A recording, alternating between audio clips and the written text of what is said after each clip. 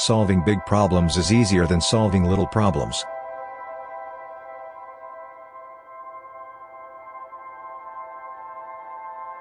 If what we are doing is not seen by some people as science fiction, it's probably not transformative enough.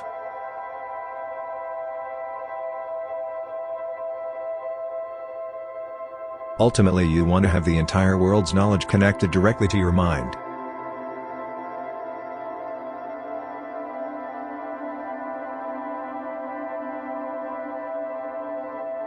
People try new things all the time. By now, the people who succeed have to be very sophisticated.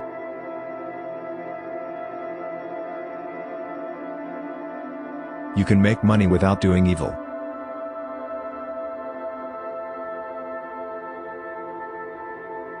I feel there's an existential longst among young people. I didn't have that. They see enormous mountains, where I only saw one little hill to climb.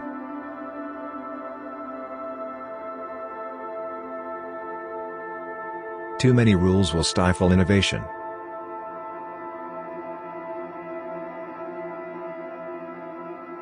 Technology is an inherent democratizer.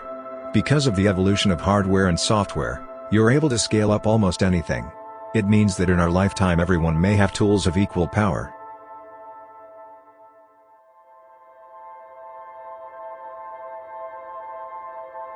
Currently we don't have plans on conquering the world.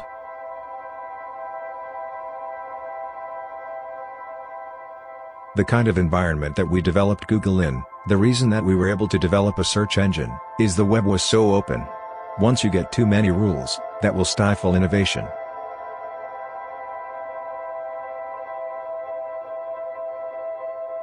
We wouldn't survive if people didn't trust us.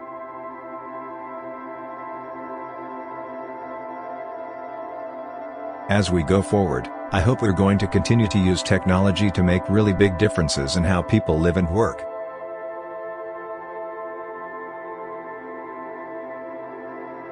It's important not to overstate the benefits of ideas. Quite frankly, I know it's kind of a romantic notion that you're just going to have this one brilliant idea and then everything is going to be great. But the fact is that coming up with an idea is the least important part of creating something great. It has to be the right idea and have good taste, but the execution and delivery are what's key.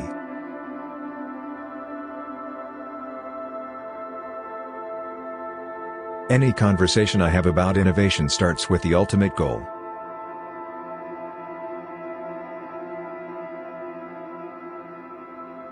It's a romantic notion that you're going to have one brilliant idea and then everything is going to be great. But the execution and delivery are what's key.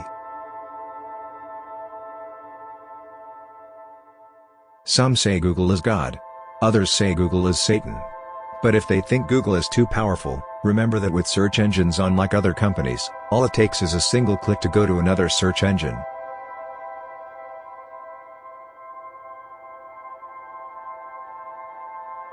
The name was supposed to be Google, which is the mathematical term for a 1 followed by 100 zeros.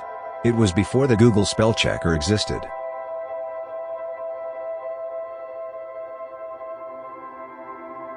Obviously everyone wants to be successful, but I want to be looked back on as being very innovative, very trusted and ethical, and ultimately making a big difference in the world.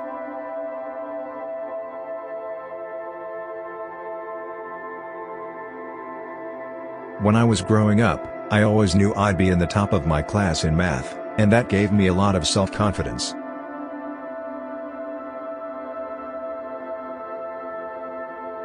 If you had all the world's information directly attached to your brain, or an artificial brain that was smarter than your brain, you'd be better off.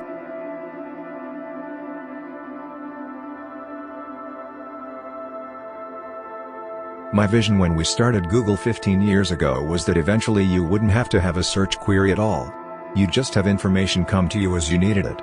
And Google Glass is now, 15 years later, sort of the first form factor that I think can deliver that vision.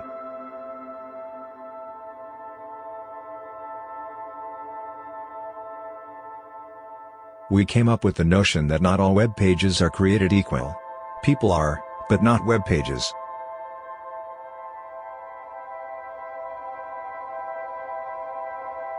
We are focused on features, not products. We eliminated future products that would have made the complexity problem worse. We don't want to have 20 different products that work in 20 different ways. I was getting lost at our site keeping track of everything. I would rather have a smaller set of products that have a shared set of features.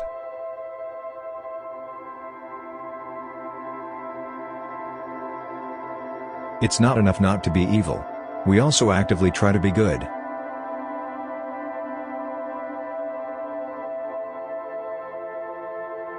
We are currently not planning on conquering the world.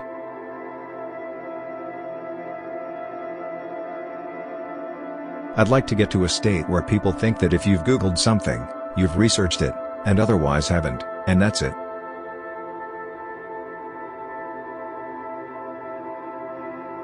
We deal with all varieties of information. Somebody's always upset no matter what we do. We have to make a decision, otherwise there's a never-ending debate.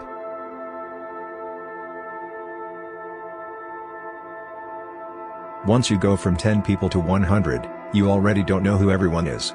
So at that stage you might as well keep growing, to get the advantages of scale.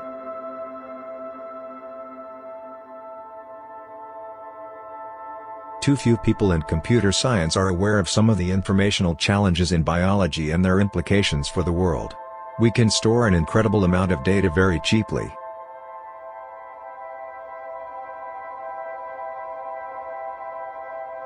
You always hear the phrase, money doesn't buy you happiness. But I always in the back of my mind figured a lot of money will buy you a little bit of happiness. But it's not really true. I got a new car because the old one's lease expired.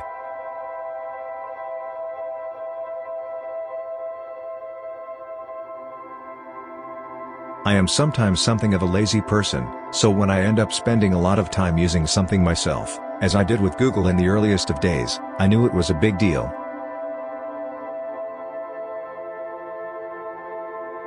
When it's too easy to get money, then you get a lot of noise mixed in with the real innovation and entrepreneurship. Tough times bring out the best parts of Silicon Valley.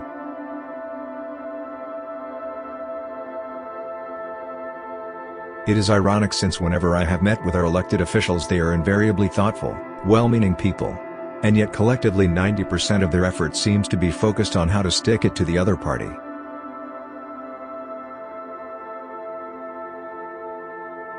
Before Google, I don't think people put much effort into the ordering of results. You might get a couple thousand results for a query.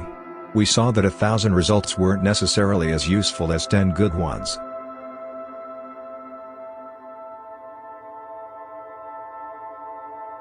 Google actually relies on our users to help with our marketing.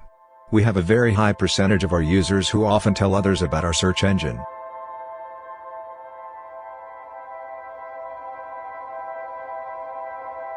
In the future, search engines should be as useful as HAL in the movie 2001, A Space Odyssey, but hopefully they won't kill people.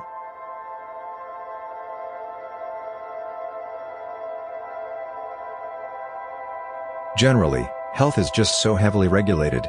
It's just a painful business to be in. It's just not necessarily how I want to spend my time.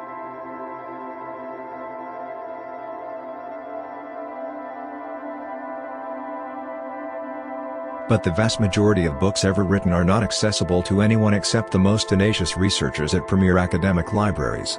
Books written after 1923 quickly disappear into a literary black hole.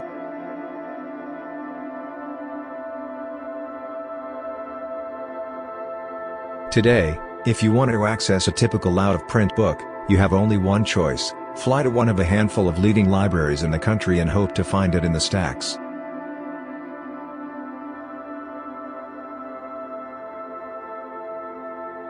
As for Don't Be Evil, we have tried to define precisely what it means to be a force for good. Always do the right, ethical thing. Ultimately, Don't Be Evil seems the easiest way to summarize it.